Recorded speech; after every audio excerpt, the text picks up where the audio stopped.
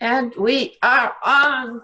Welcome, everybody, Hello, to hello. How to Turn Fear into Confidence. And I'm so excited about today's guest and speaker and Mm, coach. He is my current coach, and I'm in an exciting program. Let me think. It's Rise and Thrive hmm in the Changing Emerging. Paradigm, right? Yeah, very close. How to rise and thrive in the emerging paradigm. Absolutely. Emerging Yeah. Yeah. paradigm. So, and this is such a beautiful program and such a great fit for our show. Mm, And again, so this is my passion project, Dallas. So I this love came it. to me in quarantine, and I'm hmm still coming to you from my living room here. Yeah.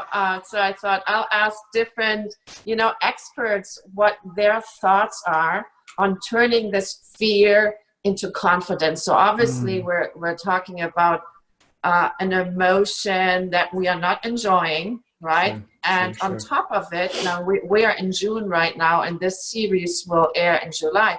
On top of it, there's a lot of anger now. So as Yeah, we didn't have enough already with fear, now we're dealing with a lot of anger. sure. So, and I know that you in your program, you have so many beautiful tools on how to shift out of these emotions, lower level emotions. So I thought hmm we'll talk about that today, Of and course. maybe you can give our audience, a few tools on how to shift out of there's so much going on right now and so many things are Absolutely. changing. So please Yeah. help us out, Dallas, and maybe Yeah. just introduce yourself a little bit, because Okay. you are a life guide. You help conscious entrepreneurs. So just give us a little introduction, and then we go into that topic. Oh, great. Okay. Well, thank you first for having me on. I'm so glad that you have this passion for this project because it is a really important topic right now. And everything that we can do to start to help people, like to support them in feeling more safe in the world again, more safe in their bodies, more empowered. Everything that any one of us can do, whether it's just a smile on the street or creating an amazing, program like this, is it matters. So thank you. Mhm. And I'm glad to be here. I've been coaching now for 10 years. This is the third reinvention of myself in my life. I started out obsessed with music and hip hop. I grew up in the hood. I say that affectionately, by the way, because I loved where I grew up and I loved the background that I got exposed to. And my whole life was just hip hop and music. And I was a b-boy and I was a battle MC. And what that means is I was a break dancer and I was a battle rapper, for those who don't understand the other lingo. And that was my whole life, my whole culture, my whole identity. And I loved it for 2 decades. And then I got into, I had to become a grown up. Right. So in my 20s, I had to grow up and start making other types of money. And so I ended up getting into a corporate position, but that eventually, within very few short years, because I progressed so quickly, it led me to becoming a financial planner. So I went from being in like this corporate environment to having my own financial planning practice, which I ran for 7 years. And so I ran that practice for 7 years until I just became completely just exhausted. Really, I was exhausted, and I was just not connected to my heart and why I was really here. I thought I had found the reason for being. I thought I found my quote unquote purpose. My company's called Ignite Purpose. But now I recognize, now looking back, or yet I recognize looking back, that purpose is so much more than our vocation and our work. It's really our spirit and our essence and how we show up. So you can be on purpose in line at the grocery store. What comes out of being on purpose might be a vocation or a project or something that you do, but a purpose is a state of being. And Mhm. so when I really connected to that and started to wake up to that after my life completely collapsed and I went into bankruptcy and Great Depression, because I realized what I was doing wasn't the answer to everything. I got all the material stuff on the outside, but it didn't fill the hole on the inside. Many can relate to that. And so I had this success in my career, and the next thing from my mind was the first voice I heard was like, I did it. Like all these years I was working for this big goal and I had hit this big goal. And then all of a sudden the very next voice in my head was, now what? And it just felt like a vacuum sucked all the joy out of my life that fast. And it was only because I became aware that everything that I was trying to do and chase wasn't the solution. So I just started to dig deeper. I hired a life coach. This was probably 15, 16 years ago on the East Coast when nobody knew what a life coach was. Many people still don't understand what that is, even though it's a multi-billion-dollar industry.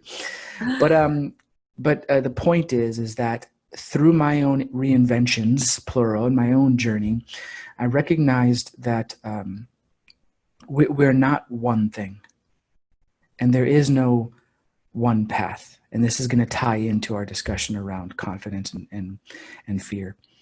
And I started to recognize what my way was and my individual unique path.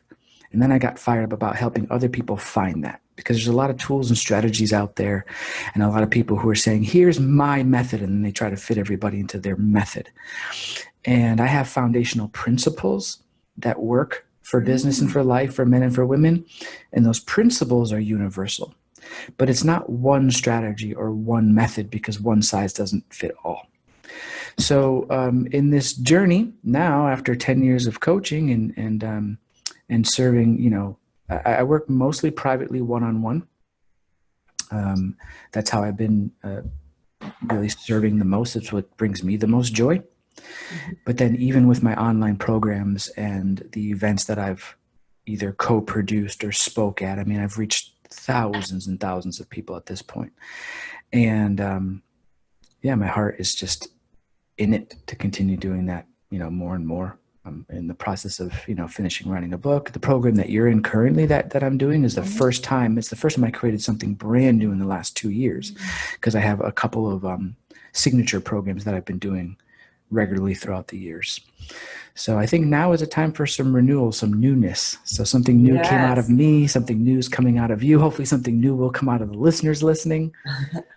Yeah, I heard you speak this morning, and I was listening. Within your program, you talk a lot about fear, the feelings of fear, sadness, and a lot of us are sitting at home, and even though things are opening up out there, there are still numbers that make us a little nervous out there, right? Sure. So we still have a pandemic going on. On top of that, we have riots going on now. So how does one shift out of this feeling of unease? A lot of us are feeling uneasy. Some of us are unemployed, right? Yeah. So there's stuff that comes up, right? So give us some thoughts on how to shift out of that and get into that creative mode. How do we get into creation from those feelings, emotions? Wonderful. It's a wonderful question. It's and I know it's so relevant right now. So thank you for kind of lining that up. The one answer I'm going to give, I think the reason why my coaching, let's just say it's unique. Okay. And I'm going to share that. And everyone, of course, everyone is unique, of course.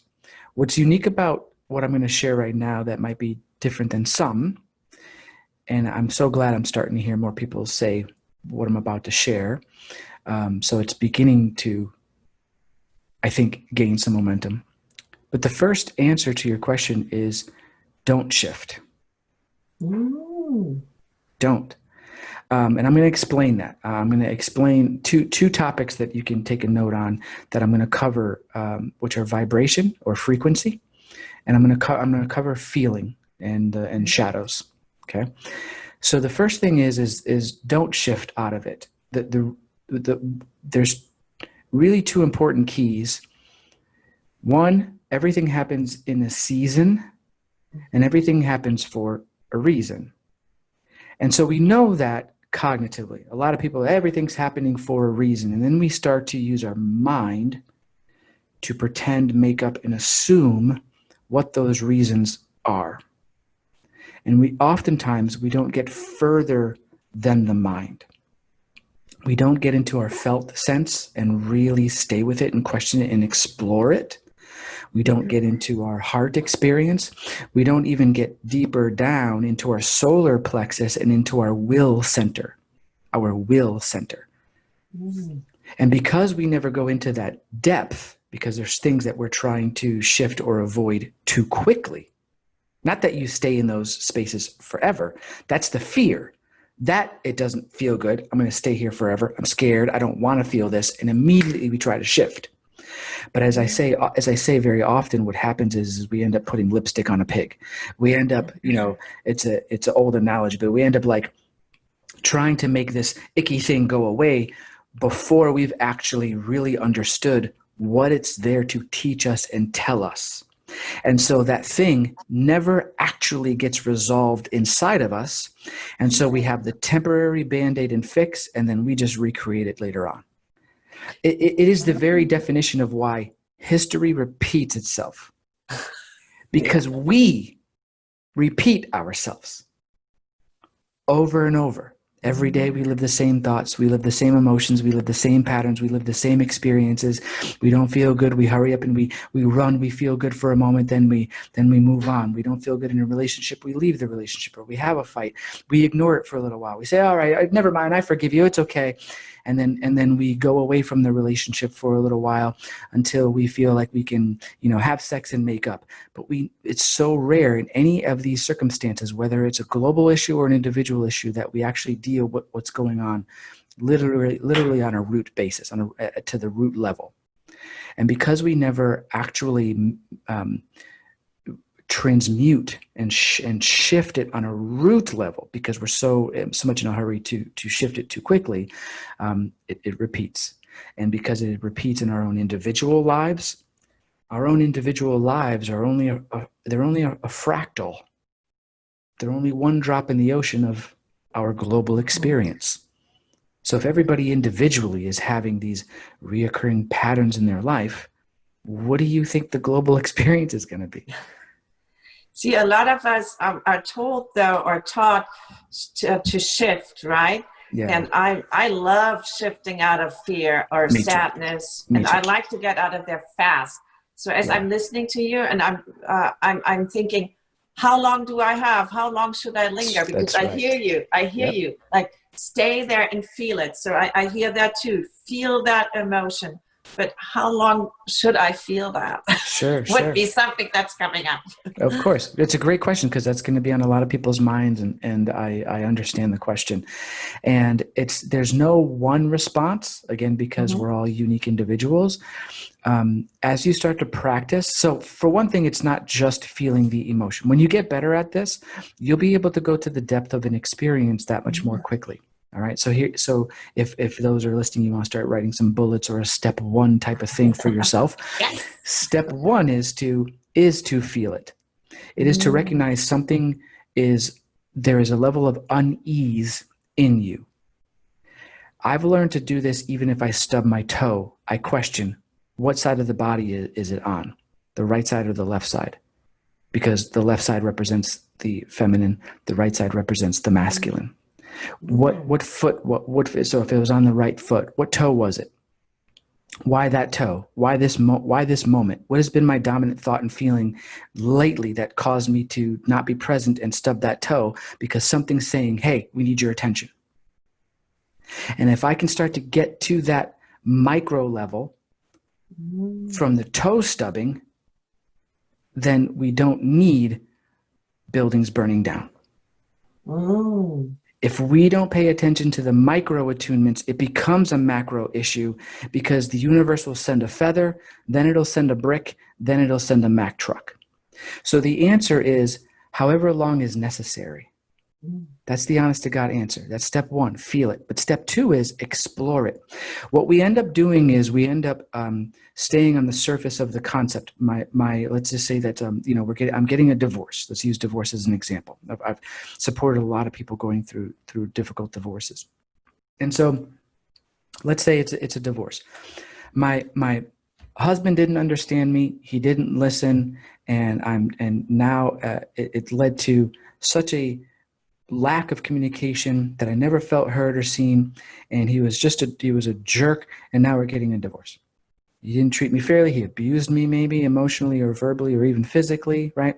And then that's it. We deal with that and we get him out of our life versus what is exactly happening in my experience that needed to learn and to wake up and maybe claim my boundary or understand better the dynamics of relationship or love myself more, or I can go on and on and on with infinite examples because it's entirely up to you what the actual root is. So let's say that we stay on the same example. Now I start to explore. I take out a notepad and I start to write down all the things that I think happened to me. Right? Because what we often do is we'll spin in our head and a mouse becomes a monster. We have a little mouse of a thought. And because it's intangible, there's nothing physical that I can hold from this emotion and this thought, I can play story time in my head all day long. Yeah. He didn't love me. I'm not worthy. And I can just spiral. And of course, who wants to stay there and feel that? Yet when we start to take that out of our heads, especially if we're going down the negative what if patterns and we put it onto a physical sheet of paper and we're courageous enough to actually look at it and explore it and start to ask the following questions. These questions are from Byron Katie. She's a master at this. There's a fantastic book that transformed my life. And it's a part of my work now that I incorporate in my work because she's been such a great teacher to me. And you start to ask, like, is it true? The experience that I had, is it completely true? Is there another perspective available? Right? And you start to ask, if this is true, what else could be true around this perspective? What else could be true about how I showed up? Or what else could be true about how this other person showed up? Is this completely personal, or would this person still behave if another person was in my place? What is here for me? What am I meant to learn? What is here for me? Not why did this happen, right? But what is here for me? Because what these questions start to do is they start to take this monster and make it a mouse again. They take you out of victim mentality. And so the feeling of emotion of sadness, depression, anger, anxiety, whatever you're experiencing starts to get diffused just enough, not so you can then shift it immediately and avoid it, but so you can actually work with it. Now that you're working with it, you can get to the root of what's really going on and explore it. Now there's a healthy detachment. You start to say, what is here for me? And just let your soul answer, let your heart answer, not your frenetic brain that is the masculine. This is the brain is the masculine, the heart and the soul is the feminine part of our aspects. So the brain always has to have a solution and a structure and a reason, and we try to figure things out. But that's only using one part of our human experience. So if we what happens is now the feelings start to shift themselves. They only have power over you and keep coming back to you because you won't face them.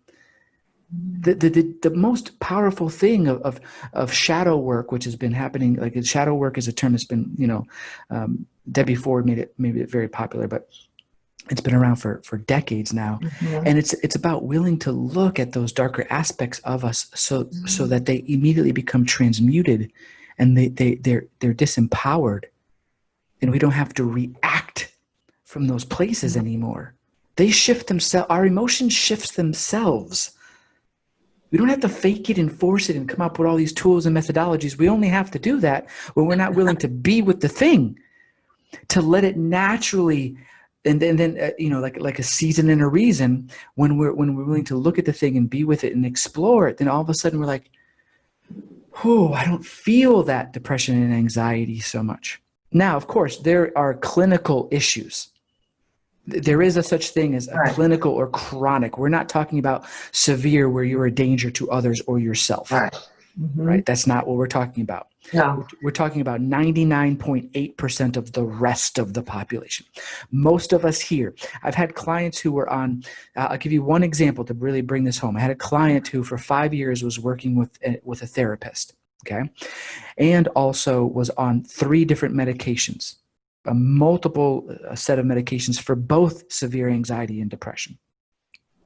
He came to me through a testimonial of another client, and while we started working together, okay, we started looking at these things that he was either only questioning and going through the story of in therapy, or taking medication to suppress, versus feeling and dealing. Medication, avoid. Make me happy. Yes. Bing! I'm good. Ready to start my day. Right? But and it's a beautiful tool. Mm-hmm. But it can become a crutch. It doesn't have to be forever. There's nothing wrong with that, by the way. Nothing wrong with that. But it's a tool. It should be temporary to the point where we can manage without it, even though the drug companies want you to believe otherwise. So, and I don't prescribe medication. I'm not a doctor. But what I've seen in my own work, especially with this gentleman as an example, and he's not the only one, but I'll use his story, is that, he was dealing with these thoughts of homosexuality that had come up when he was very young. And because he was emotionally and even physically abused by his father, these things were suppressed. Okay. He was also dealing with these feelings of not being validated or not being enough. And no matter what he did, no matter how hard he worked, it was never enough. So he was always trying to be more and more perfect. And his level of perfectionism was creating an anxiety. It was also allowing him to keep comparing himself to his past mistakes and never actually let them go and move on from them. So it was creating a depression. Anxiety because what if this thing I'm about to do isn't perfect and doesn't come to the perfect outcome? Depression because of the mistake I made in the past. Depression, anxiety, depression, anxiety, depression, anxiety. So he was in this loop, and then on top of that, he's having these sexual ideas, right? Now, as we started to deal with his issues of validation, issues of perfectionism, issues of sexuality, and actually look at them and look at all the different conditioning he got from outside of himself, past girlfriends, his dad, everybody, right? His desire to be on the medication started to reduce. Within less than 6 months, he was done with a therapist. No more therapist. Within 7 months, he was already reducing his medication. And then for 2 months, he got completely off his medication. Then he went to a small degree of one of his medications for a temporary time. So, and I've had other clients who have gotten completely off their medication. And the reason why they got off their medication and stopped going to therapists is because they started to truly feel and deal and heal what they were facing. And then the thing shifted itself. So now he's clear. He's not, and not that it matters. It didn't matter what the outcome is, but he's clear. He's not a homosexual. He had these thoughts that because they were made so wrong to have, that the question just kept spinning in his head. Wow. He never let go of the question itself. Instead of just exploring the question, coming to whatever the answer was, I am or I am not gay, I'm bisexual, didn't matter.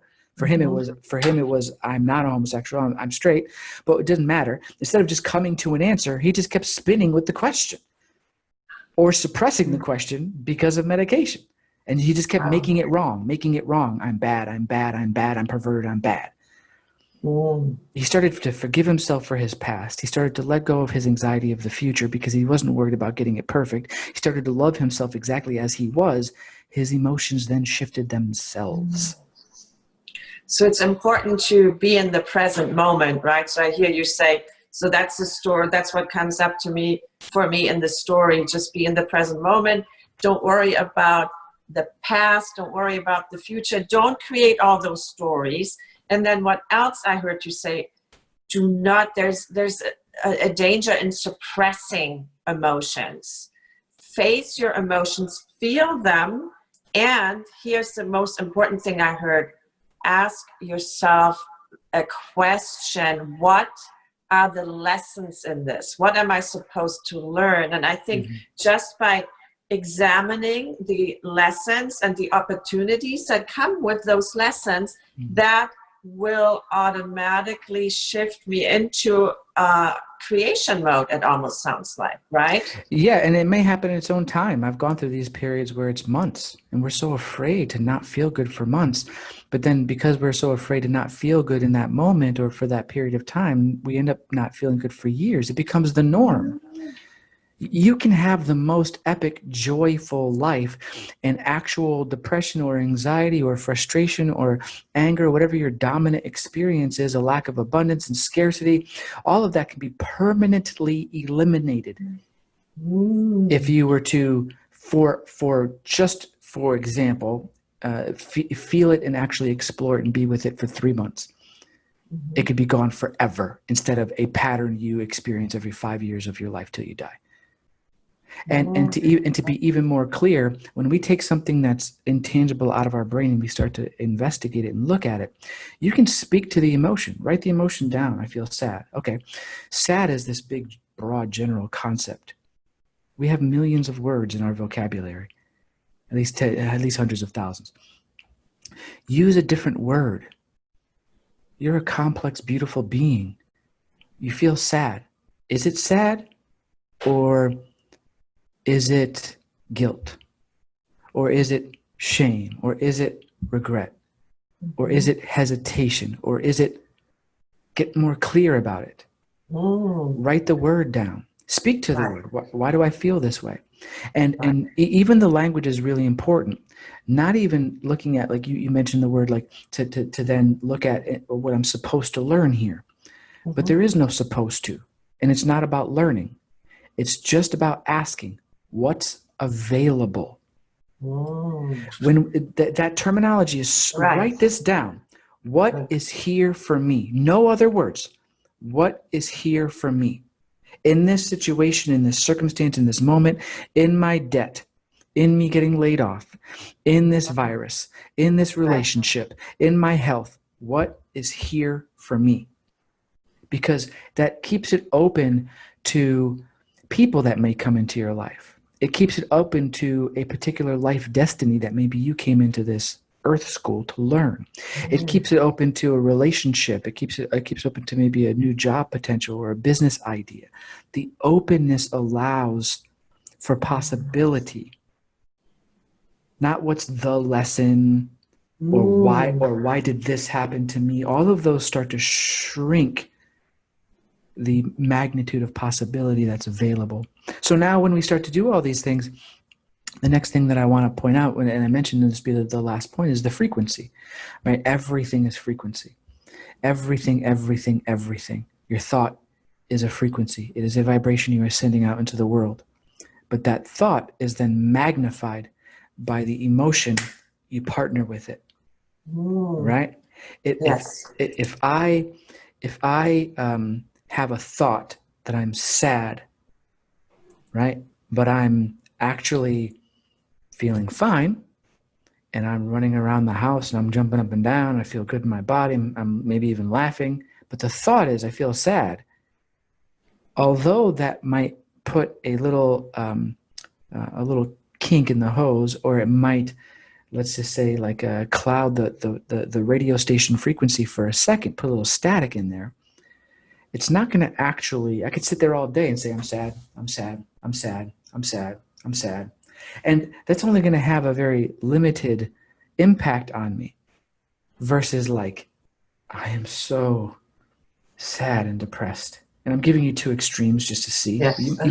You might be somewhere in the middle, of course, but it's just to paint the picture that if all of a sudden you think I'm sad and then you start to really feel like, oh, my dog died. Or maybe you did lose your job and you're so worried about losing your home, and that fear is just coming on so strong. That frequency you're putting out there is so powerful. And what I'll share about this is like, yes, it's good to shift that frequency, because if you stay in there, of course, it's going to impact what you create.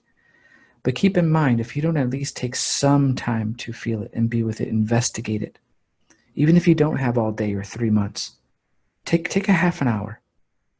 Really be with it before you rush to go take a walk in nature or jog or listen to music or talk with a friend and immediately shift it.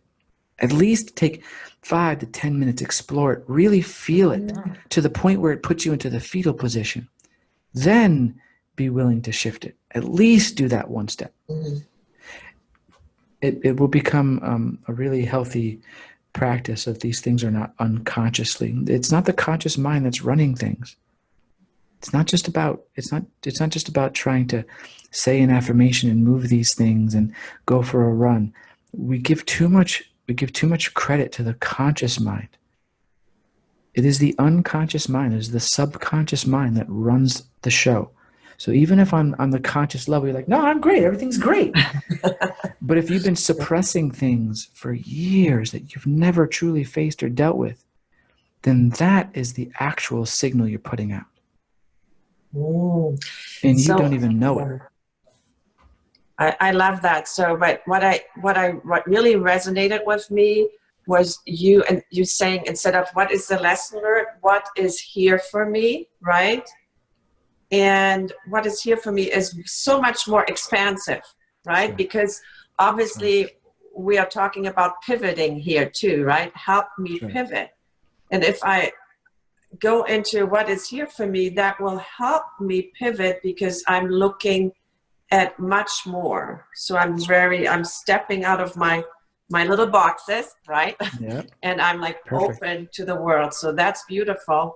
Exactly. And the big message I'm also getting, at least acknowledge the emotion, linger for as long as you can, right? Mm-hmm. Because we don't want to suppress. Yeah, and explore, not just and explore it. Explore it. And it almost sounds to me that in order to completely, now I like to think and detox sometimes. I do a lot of hot yoga too. Okay. So I love detox. So it almost sounds like in order for me to detox from certain things that are stuck, that might get actually stuck in my body, right? 100%. 100%. I want to really feel them and also ask the question, where is this coming from, right? What am I truly feeling, right? Yep. And then make sure it doesn't get stuck in my body, because I could easily suppress it by shifting too fast or by taking medications. So this is a very beautiful message, but what I'm really hearing you say is like, be open, and you have this message of this vast, expansiveness, infinite possibilities. Just be open and don't limit yourself to one thing. So that's a beautiful message. Totally. So I have one last question for you today that I ask all of my viewers, and it's just a fun one. So what would the 100-year-old Dallas tell the present Dallas at your current age? What message would you have for yourself? And you can relate it to anything. You could relate it to fear or whatever. So what message do you have for yourself? Thank you. Thank you. That is beautiful. Yeah. Stepping into gratitude. That's it. Yeah, immediately. Thank you for showing up. Thank you for doing all the things that you did. Thank you for making the mistakes that you made. Thank you for taking the chances that you took. Thank you for being willing to put yourself out there. Just thank you. That is awesome. Thank you. So be grateful for yourself. Be great. So that is a beautiful message. I love that. So where can people find you? Of course, I know where to find you. But just tell us a little bit where we can find you, what you have going on, and maybe you have a gift, for our viewers. So just tell us a little bit. Yeah, I mean, I always encourage people. I think I already gave you the links for when you share this later for the like my social media. I always encourage people to just follow me or I don't like the word follow. I like leaders. Join me as you're a leader. All of you watching, you're all leaders, even if you're only leading your own life, you're leaders. So as leaders, come lead with me. Come connect with me. Let's say that. Come connect with me on social media, on Facebook and Instagram is where I'm active the most. And I would love to connect with you there. And I share a lot of content there. And then I have a couple of different programs that I do throughout the years. So if you're watching me on social media and you're connected there, then you'll see the different programs. I'm going to do how to rise and thrive in the emerging paradigm, because we really are. We're entering into a whole new world, and it's really the let's just say the easiest investment that I offer in terms of like cost for my programs. And I'm going to do that at a discounted rate one more time, just so that you and your audiences are aware. Yes. So it's a really kind of a manageable no-brainer. So Right. I'm going to do that one more time. I believe the cost is going to be $333. So that'll be the next one that I do. So I just want to encourage everyone to join us there. And then but to know about all of these things, either to find me on social media, to get any free content that you want, or to learn about the up and coming programs, you can go to adversity, the word adversity, adversity2abundance.com. If you go to www.adversity2abundance.com, you'll be part of my community. I'm going to be updating that page just so it's a little outdated, but just a look of it anyway. But you'll get a free video series that's really, really powerful, and it dives even deeper into some of these conversations we had today.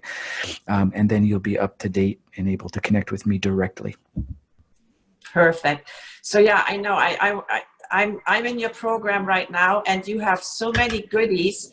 I'm going, oh my goodness, how am I going to get Dallas in a 30-minute interview? He has so much, to share. Yeah, So, it's like a fire hose. So now that's okay. People can easily find you. They can work with you. And this program, the price was a no-brainer for me. Even though I'm in other programs, I thought, okay, this is it took me about maybe 60 seconds to decide. So That's great. That's great. So thank you so much. Good to take action. I'm certain our paths will cross again. And thank you so much for being part of this show, Dallas. Yeah, I appreciate it. Thank you. Thank you.